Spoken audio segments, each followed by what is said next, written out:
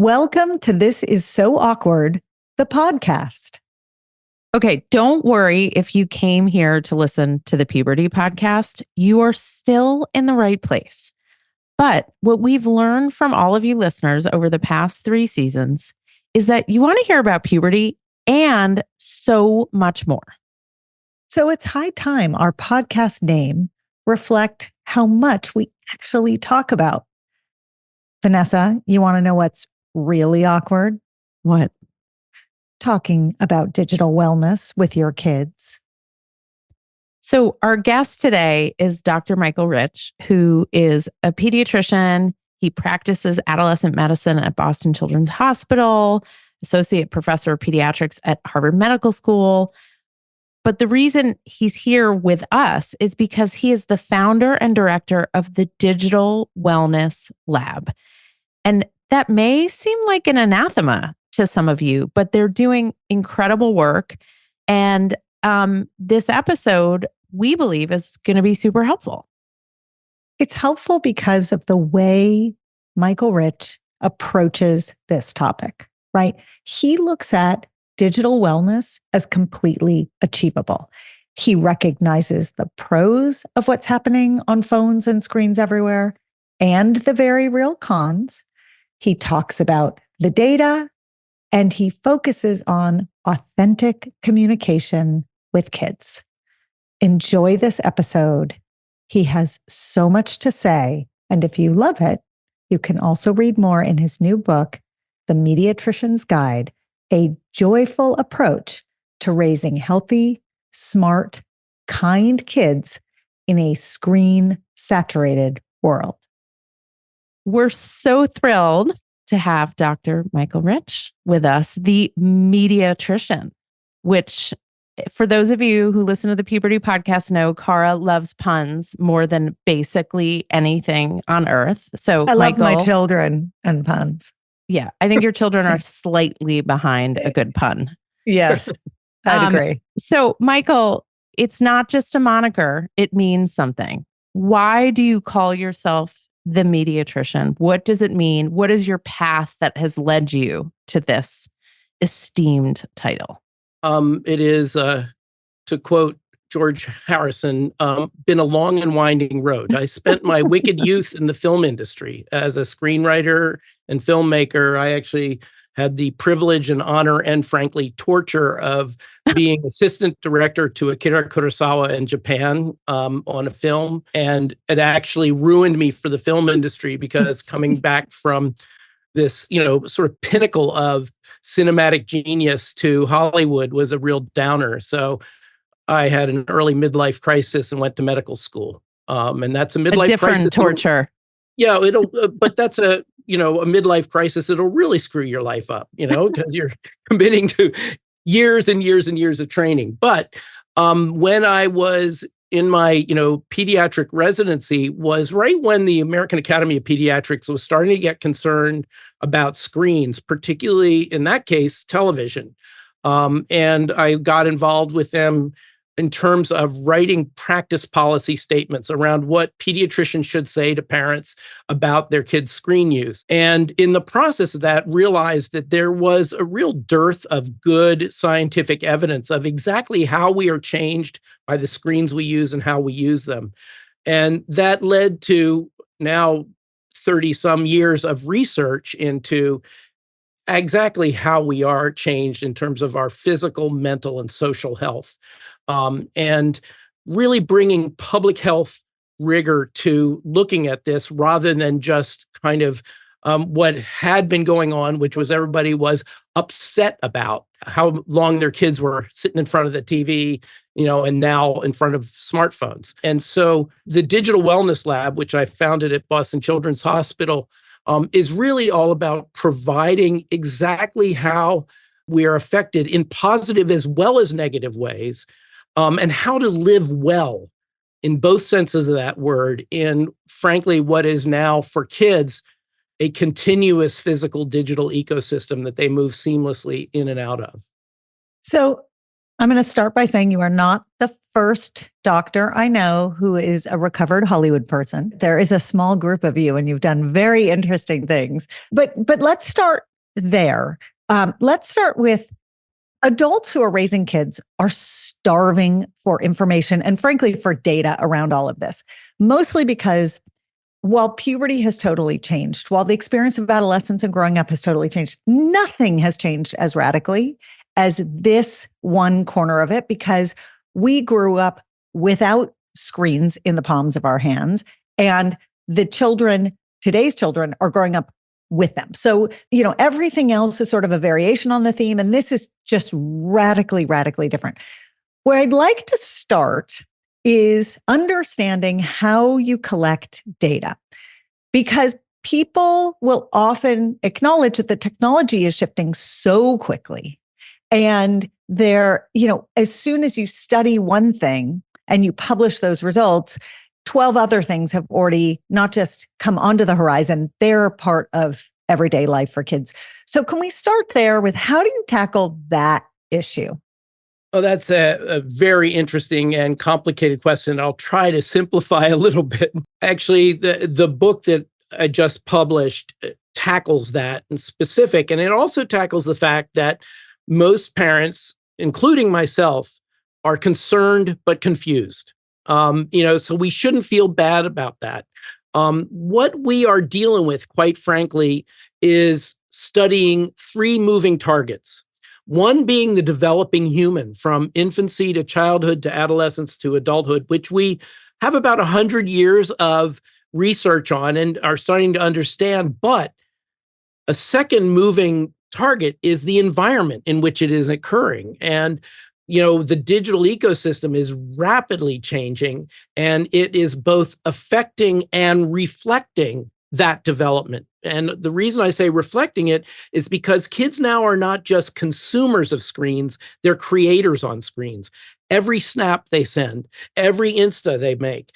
So they are both feeding into and educating and informing each other and themselves at the same time. The third moving target is the dramatic change in all of our behavior. Now that we are in an environment with screens in every built environment, we have them in our pockets and on our wrists. And think about what happens when we get on an elevator. We don't look at each other, smile, or say hello. We pull our phones out.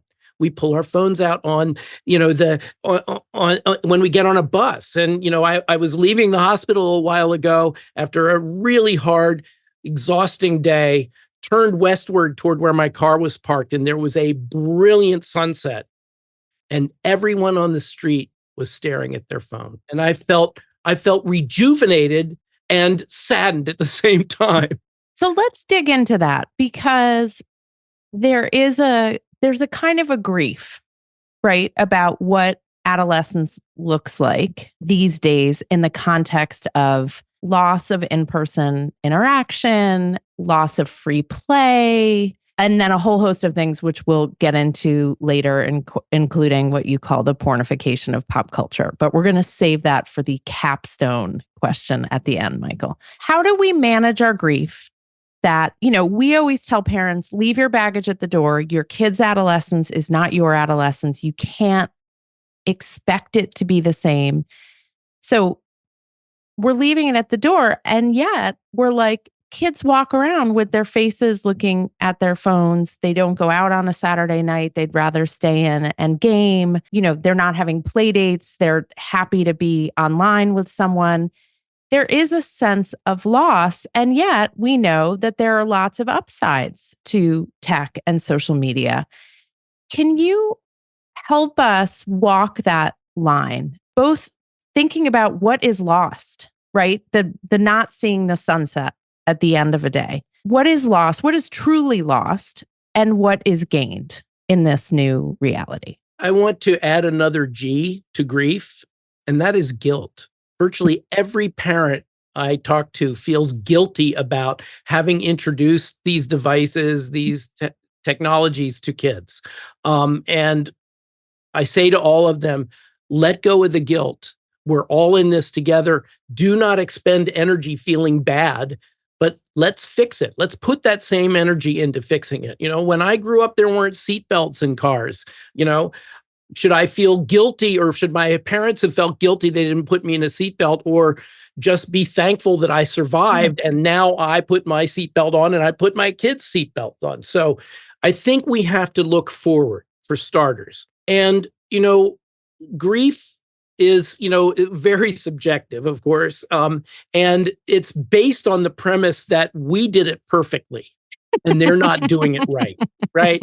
And you know very well that we didn't do it perfectly. We just remember the good stuff and forget the bad stuff. So what I actually try to do with the kids and the families that I take care of is help them understand that it is not toxic to be looking at a screen, but they have to do a risk-benefit analysis between what they gain from that screen and what it's displacing, what they are not doing, like seeing a sunset. And so a lot of times with kids, I'll say to them, when you want to connect with someone, always think about how you can upgrade by one. Most of the people who talk about screens talk about how it should be restricted and limited, et cetera. I'm sitting there saying, wait a minute, let's humanize it. And if you're thinking of texting or tweeting, pick up the phone and call. Better yet, video call. And best of all, get together in person. And ultimately, smartphones are great, but you can't learn to make out with a smartphone. Wait, so I want to follow up on that. We sometimes will create a sort of a hierarchy of, good, better, best.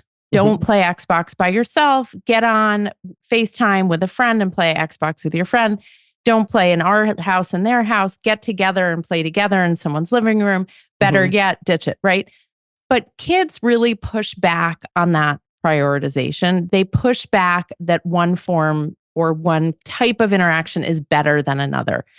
Is there data, Michael, to suggest that for the human being, there is one form better than the other? I think it's hard to create a hierarchy of good, if you will. And I think one of the reasons that we get in trouble around the whole screen issue is that we try to think about it in terms of good versus bad, a values-based approach. I try to, and this kind of gets back to Kara's question about how do we collect data, I want to look at healthier versus less healthy. And, good versus bad are values laden to the point where you can take any 10 people, put them in a room, they'll have 10 different value sets. They will discuss and argue as long as you let them and walk out with the same value sets. But if you can present them with data, you can present them with, here's what we know, there you can come to a consensus, you can come to agreement about what choices they make. But ultimately, we have to respect each other as individuals and as parents to make the choice that's best for them and their family, right? So we want to, everybody has different values and they're going to act on those values, but let's at least do it with knowledge about how we are affected. And, to answer the question about the good, what would the world be like if we never had Fred Rogers and Sesame Street? We have phenomenal things that have been done in media that have brought us closer together, et cetera. But the flip side of it is that these devices have allowed us to substitute near infinite connectivity for deep and meaningful and sustained connectedness with other humans. And unfortunately, our tendency, particularly as adolescents and preteens who are immensely self-conscious and awkward and feeling weird, it's easier to do this at arm's length. But we expect that social media is going to give us that same sustenance, and it doesn't. It's a relatively weak or attenuated form of connection with other human beings. And so that mismatch creates what I see as a wave of loneliness among us all. There's a third side to this coin, if the coin's allowed to have three sides, which is parental hypocrisy or adult hypocrisy, right? So it's bad for you, or this attempted hierarchy for you, child, but I'm going to tell you that, and then I'm going to walk over here and pick up my phone, and I'm doing all the same things you're doing. And just because our brains are at different developmental stages does not mean we're not all vulnerable to the giant sucking sound of social media and all the rest of it, right? Right. Well, that's why I tell parents the best way to raise a child is to observe the 3 M's. The first is model. Model the behavior you want to see in your kids. And you're absolutely right. It is the height of hypocrisy to be staring at our smartphone at all important emails and yelling at the kid to turn off Grand Theft Auto. So be the change you want to see in your kids. The second is mentor. And when we introduce a device, a platform, an application to a child, we should do it side by side with them. And the reason I choose the word mentor is mentorship goes both ways. You teach and you learn. And a lot of parents don't go there because they feel like the kid knows their way around a smartphone or a tablet so much better than they do that they feel less than and they feel unable to do it. But mentoring is really about learning it together and discovering together what the upsides and the downsides might be. And the third, and this is the one that gets parents and kids the most worked up, is monitor. Monitor your kids' online behaviors, have their usernames and passwords. And the reason why I say that is not because they're going to be watching the kid all the time. Parents push back on this, say, I don't have the time to watch everything she or he does. It's because if they can monitor it, the kid behaves differently. Mm-hmm. I tell kids to observe the grandma rule. Don't put anything online you don't want grandma to see because she can. Okay. Now, here's the good side, Carl. Wait. There are 2 more M's that you get from this. The first is mastery of these incredibly powerful, useful tools. And mastery means using these tools for what they do phenomenally well, better than any other technology before, and turning them off and doing other things when they're not the best tool for the job. And most importantly, make memories. I argue that we don't remember a damn thing of what we did online or what we saw unless we were watching that movie or that TV show with mom or a friend or a romantic partner. That's what we remember is the human stuff. We make memories when we take walks in the woods and we try to make spaghetti and spill sauce all over the floor. That's the stuff that sticks with us. And so ultimately it comes down to 5 M's that we work toward and with as we help our kids learn to live in this seamless physical digital environment. I want to add a 6th M, which is make it work, because I really want my tech savvy children to make all of my broken parts of my computer and phone and all that work, and they're Isn't that always violation of the child labor law? Yes, it is, but I value them. I do. It's how they pay rent. It's how they pay rent, Michael. Right. So I want to go to monitoring for a second and drill down on monitoring because I want to get practical. Yep. So there's monitoring a young kid, right? Mm-hmm. A kid, like first, second, third grade, they don't really own their own devices. They have access to yours. They're getting on yours. There are a whole host of things that can go wrong, but there's that. Then there's monitoring as they begin to acquire devices and logins of their own. And then there's monitoring when kids are so much older. And really, it's almost an overstep to monitor. And yet, sometimes they want it or they need it because they have these adolescent brains that are not making the best decisions. So can you walk us through how monitoring evolves as kids get older? Well, I see monitoring actually as an extension of the mentorship, if you think about it. And the reason I talk about mentorship is that it allows the parents to introduce these tools not when they want them because everyone else has them, but when they need them. And when the parent, in their best judgment, which is not always perfect, believes that they can handle it responsibly and with respect for themselves and others, understanding that they are creating a digital footprint. And then, what it does is it makes the digital space a shared space. Kids don't necessarily but they accept the fact that when they are going to someone's house for a party, the parent may talk to the other parent. They ask, are there going to be alcohol, drugs, weapons, who's coming, etc., because the parents want to, as best they can, create a safe space for their children.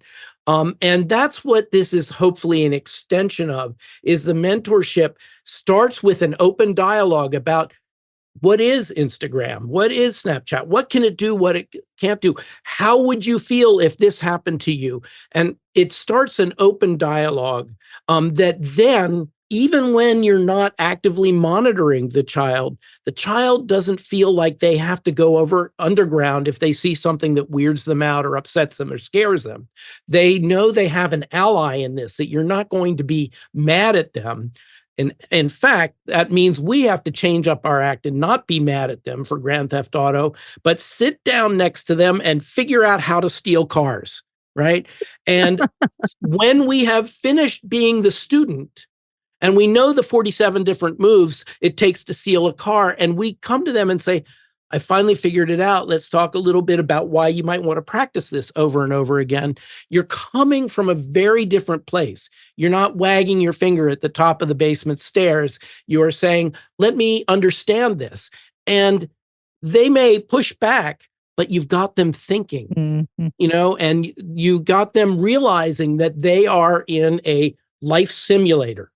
And they can simulate all kinds of things, from stealing a car to killing terrorists to building a city. So, Michael, you're giving us all this great guidance, right? And it's like, here are these lessons through which we can achieve this. I want to think for a minute about the parents who maybe didn't start down a path they're feeling super great about now, right? And those are families that come to see you.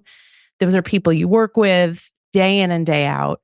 So the first thing we're going to do, as you advise, is we're going to get rid of the guilt, right? Like, we didn't ruin our children by allowing these access to these devices. We didn't ruin them by allowing them to log on to these platforms. We didn't, destroy their futures by allowing them X number of, hours of screen time. So we're all going to let go of that. Help us with some language and some framing for the parent who needs to take the do-over in terms of anything from how much time a kid is allowed to play Xbox on the weekend, to what social media platforms they're allowed on, to where they charge their phone when they go to bed, to any number of things. And I'm sure you have a gazillion examples of ways in which parents have to walk back what they initially gave their kid permission for.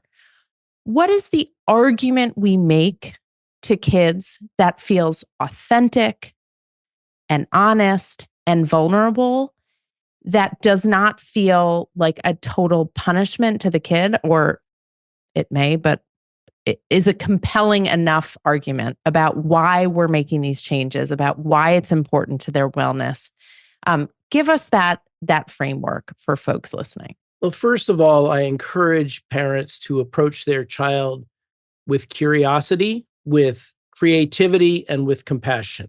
So to understand what draws kids to this. If you think about it, the screen environment is an incredibly fertile place for the key tasks of adolescent development in particular. First of all, they seek experience. They are, filling up their library of experience, and this gives them all kinds of vicarious experiences, positive, negative, and otherwise. They are coming into an awareness that they are a social creature, and they're looking outside the nuclear family to connect with others in the world. They are building their identity. They want to be different than their parents, but they are building their identity not just from a lot of their parents, whether they like it or not, but also from things they see and like out there in the world, and also things they see and don't like and don't want to be like. And then ultimately, they seek connection with others beyond their family. And, if you think about it, Facebook is now the largest nation on earth, right? With the number of people who are on every month. So I think that we have to take a step back and understand why it is such a strong draw, and not make it us versus them, but us with us. Learn from them. That's why you play Grand Theft Auto with them. Learn from them what they like and how they're good at it, and show them that you respect and love them for what they are able to do, and you're pushing them in the right direction. Now, here's the other interesting thing. You mentioned about screen time limits. Screen time limits are an obsolete concept. Yeah, share with our listeners the framing you use, because it's a great reframing of the concept. Right. I mean, this does not mean we don't limit screen time, but screen time limits of 1 to 2 hours of quality educational screen time a day, as recommended 20 years ago by the American Academy of Pediatrics, never worked. Even in the days of television, when there were broadcasts on at a certain hour and off at another hour, et cetera, because it made it the forbidden fruit. And first of all, parents couldn't tell quality from lack thereof or educational from lack thereof either. So it left them at sea. But what would happen is you'd say, you have an hour to watch screens today. And the kids would rush home from school and they'd get in front of the screen. An hour later, what would happen? Absolutely nothing. So an hour and 15 minutes, an hour and a half goes by, and mom or dad comes up and says, hey, you got homework, or hey, your friend wants to play basketball, or whatever. And it's always, can I finish this program? Can I level up in the game, et cetera? And it became a conflict every single time. So what we actually suggest is we turn the paradigm upside down and think about their 24-hour day as an empty glass, that we fill up with this many hours of sleep, remembering that adolescents actually need more sleep than when they were a few years younger, with a sit-down family meal every day. Single most protective thing you can do, not just for their nutrition, but for their mental health. That needs to be without screens. It means that no smartphones, no television in the other room, no anything going on, but getting face-to-face and talking to each other, which after all was the original social media. And absolutely everything gets charged in a neutral space, in the kitchen or whatever, including mom and dad's phones. So it's respecting both the power of these tools to help what they do well, but also respecting what they displace. And remembering that our human-to-human connection as parents and children are probably the most precious thing we ever get. And this is time limited. They're not going to be 3 or 5 or 15 forever. And we need to enjoy and wonder at them. And I think that this is really, really important. So it's not about screens being toxic. It's about screens being part of a rich and diverse menu of experience they have in a day. You know, what I did not hear you say was that you lead a horse to water. You're not telling parents, introduce your kid to Grand Theft Auto, because they're going to get there anyways. And so you want to take them there and be the one. And, you know, this is the pediatric mindset, right? It's the idea here is not since something feels inevitable, we're just going to do it. The idea here is it's the curiosity piece, and something we talk about a lot on this podcast. It's getting curious with what they're curious with, which is a way to connect with them, show them you care about what they want to do, show them that you care that they're having a great time. I mean, I have an 18-year-old who is getting ready to leave the house, and he'll be the last out the door, and it's going to be a very empty nest around here. And just last night, he was playing a game with a very close friend of his who lives 3 minutes from our house, but they were gaming together on 2 different screens in 2 different houses. And I haven't heard him belly laugh like that in a long time.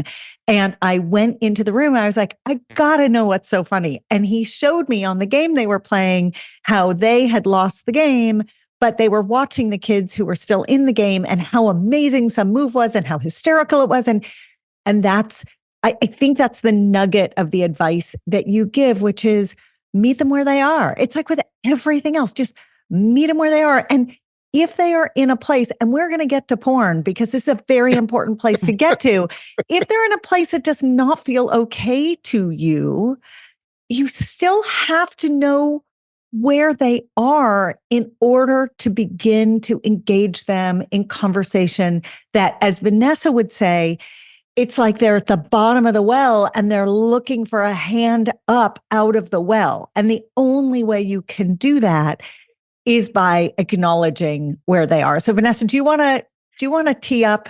Yeah, I mean, here? well, you have two choices, Michael. I'm going to give you two options like I did when my kids were little. Door number one and door number two. Do you want hot dogs or pizza for the 8th night in a row? Okay. Right. So here are two final questions. You can choose which order. Okay. The first is, how do we help our kids with the pornification of pop culture and how porn has seeped into every aspect of their lives, including how and when and if ever they choose to have physical intimacy with another person. So we can talk about that. The other thing I really want to talk about is this issue of the teen mental health crisis and what many believe to be not coincidental timing between the teen mental health crisis and the rise of social media use amongst teens, right? It's essentially contemporaneous. And yet the research so far, and you may know better than we do about what the research is definitively saying, is saying that it is correlative and not causal.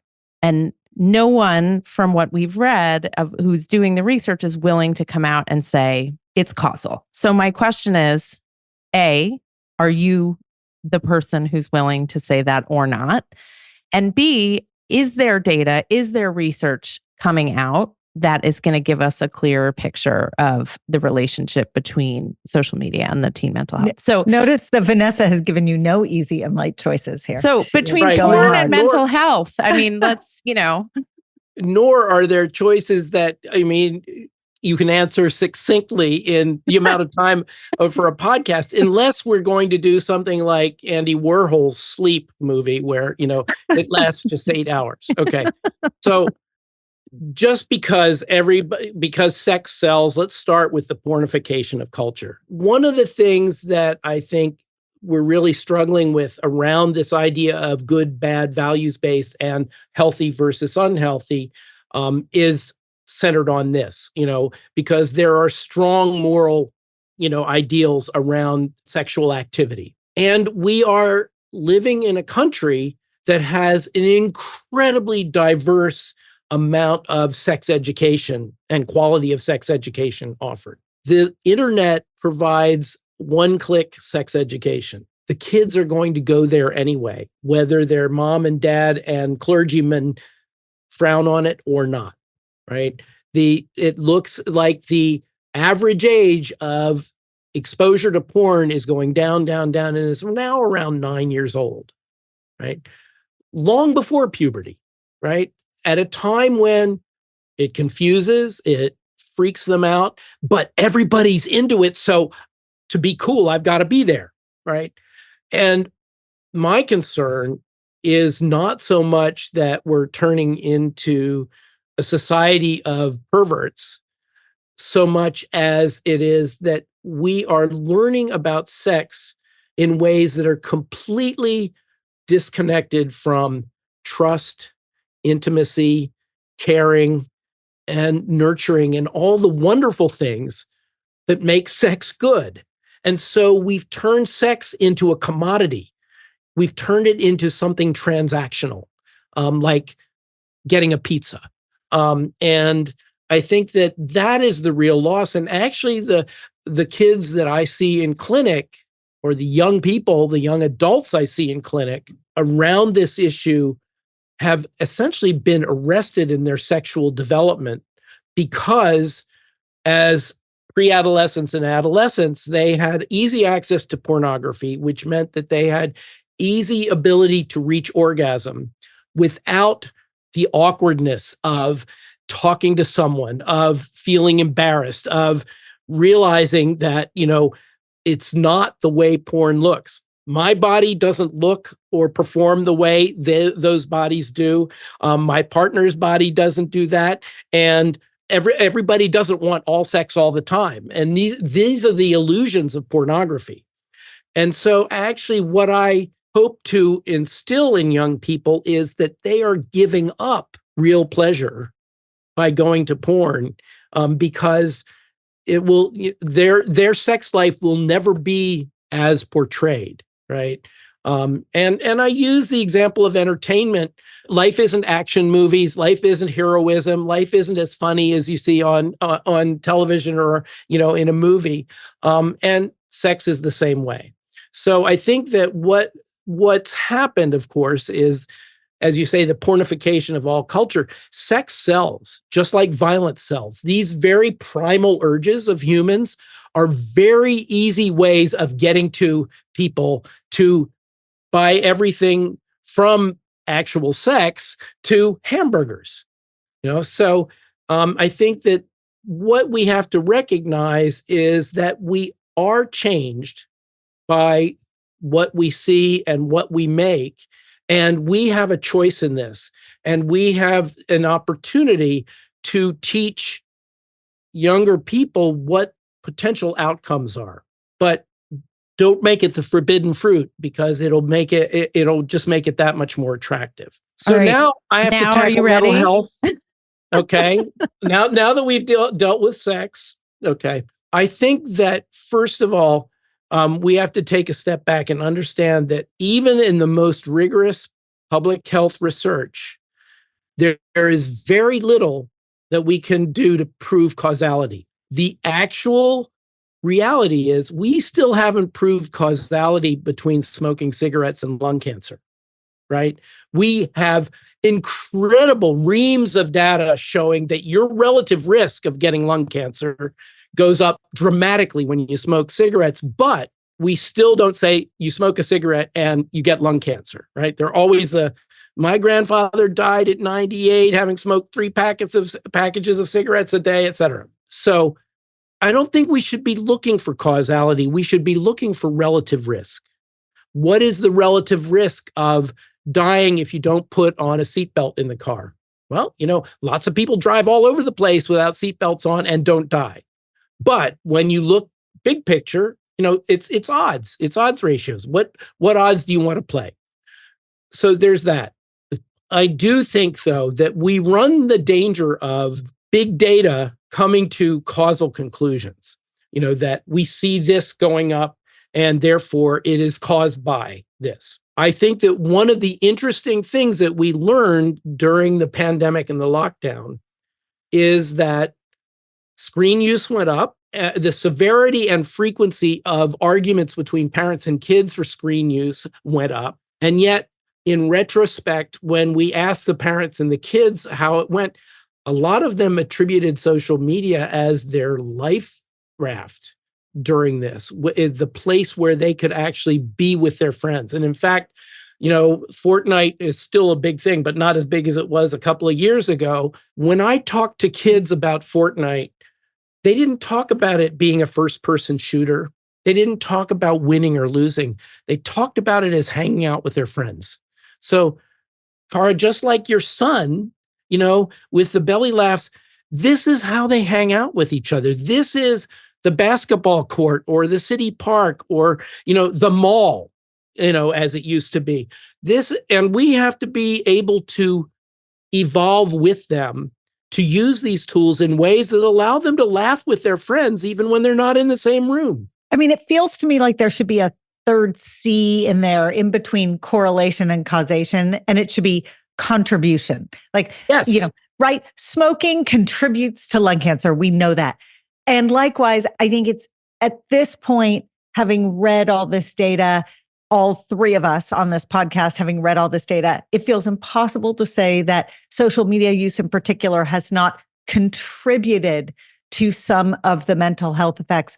But, we stand right there with you in terms of acknowledging the good with the bad. And the hardest part to parent through, and I think the place to land the conversation is, even with the same kid, the same medium might sometimes be positive and sometimes be negative. It is not like life is easier when it's analog. It's easier when your kid, if they do this thing, they have a negative reaction. Okay, they won't do that thing. But tech in general and social media in particular can be both and that's complicated and it's hard. And those are the conversations that get the most interesting with kids, because kids acknowledge it. And the older they are, the wiser they are as consumers. And they Right. understand that, something that you speak about, and something we believe fully in is the one truth is they just don't want to be manipulated. And once they feel like they're being manipulated, they're out. That to them is like the ultimate offense. And so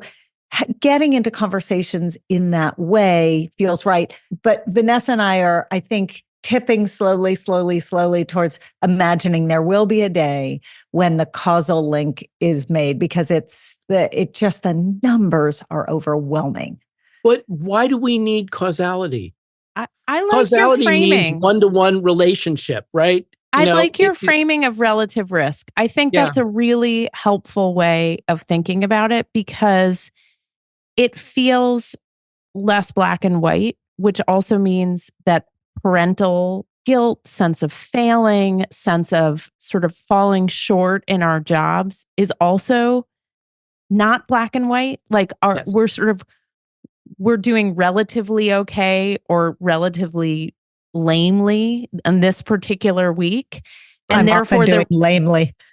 to bring back a word that we used in our adolescence. But I think thinking of it as relative risk, because we know, Michael, right, that the two kids can spend the same amount of time on the same platforms, and one will walk away totally great, and there will be deep, negative repercussions for the other kid. And so it's not a monolithic answer one way. And I really appreciate the concept of relative risk. Absolutely. And, it is not that they use social media or how long they use social media. It is how they use social media. And the mistake that all of us make, and kids probably more so even than adults, but adults are pretty guilty of it, is that we use social media the way corporations do. We market ourselves to the world. We show the great vacation we went on, or how gorgeous our kid or our boyfriend is, or, dad's new sports car, or whatever. We don't use it authentically. We don't use it in ways that we make friends with other people, which is, think about who you have your closest relationships with. It's not with people who are perfect.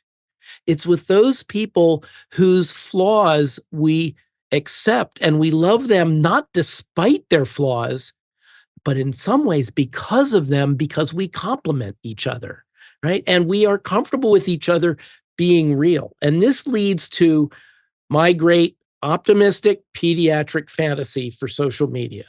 And that is that, think about if we had a kid in Ukraine and a kid in Russia who are online with each other on social media, being authentic, being their real selves, talking about what they like and what scares them, what they, do and what they avoid doing because they're too scared to try it, whatever.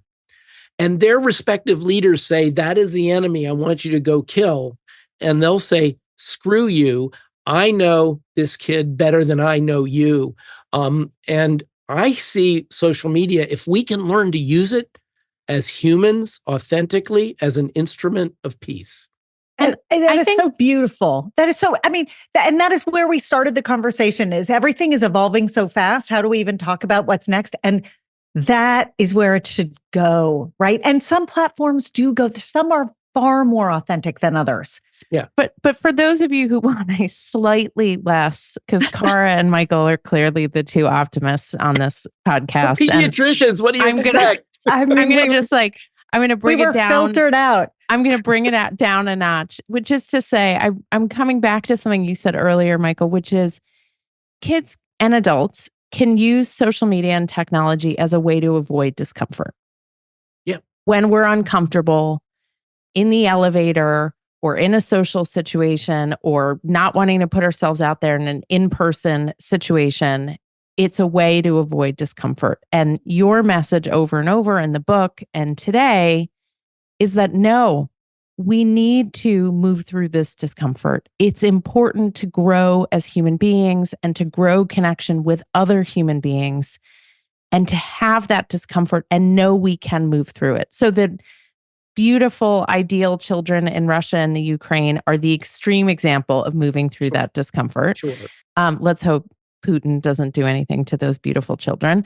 And for those of us living day to day here, we have tiny versions of overcoming obstacles, we ourselves and our children, and encouraging all of us to learn to be uncomfortable on the path towards greater connection and meeting, I think is a wonderful message that you offer here and in the book. And when I sit down at dinner tonight with my children and I share with them that concept, I'm going to get the most wonderful eye rolls as they ask me to pass the chicken. But Pass my cell phone, please. I am going to find ways to message that concept, Michael, in ways that seem authentic to my kids, because I think that is ultimately the goal, that our kids find deep human connection in their journey towards adulthood so they can find meaning and purpose with other people. And I think actually the way to push through that is for them to understand that that other person is just as uncomfortable as they are, just as awkward, just as worried about it. And if they approach that person not with worry about what they'll think of me, but with compassion for how they are feeling, then you can get to that. And if your kids can, let them roll their eyes, but if they can carry that away, they're going to have more friends than anybody. And that's what you realize, is that friends are the ones that you really can depend on, that you really are comforted by. And frankly, to diss social media a little bit, we lost a lot when friend became a verb. We lost a lot when friend became a verb.